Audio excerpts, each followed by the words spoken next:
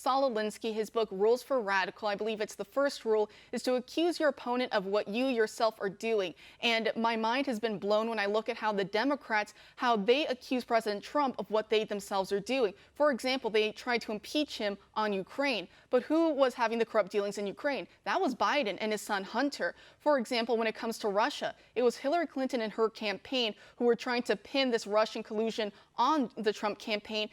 Her and the DNC, they hired a foreign ex-spy who had worked for a sanctioned Russian oligarch to write a dossier that was seeded with Russian disinformation that came from a man who was a Russian agent who was investigated as such by the FBI. So what do you make of seeing this come to fruition, so to speak?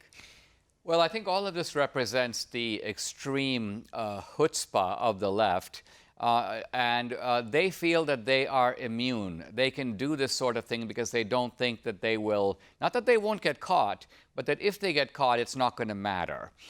Their idea is that we, the Republicans, the conservatives, the Christians, we're the party of the nice guys, and we don't have the spine to be able to hold them accountable or to do to them what they're doing to us. So, for example, they believe that if they knock down our monuments, we will never knock down theirs. If they pack the court, even if we control all the branches of government, we won't pack the court. If they use the deep state against us, the police agencies of government, even if we catch them red-handed, we're too scared to show up at Obama's house with an indictment, with handcuffs, not to mention the fact that we wouldn't dream of using the deep state against them.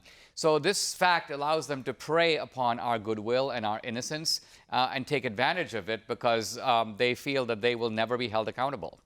And looking ahead to the future, are you hopeful, are you optimistic, or are you somewhat pessimistic of the future? Is the culture war lost? Is the long march through the institutions, has it won out, or do you believe that there's still hope?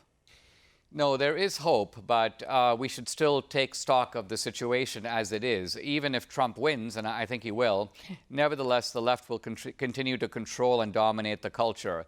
There's simply no reasonable way to sort of retake Hollywood or recapture 300 campuses. That's not going to happen.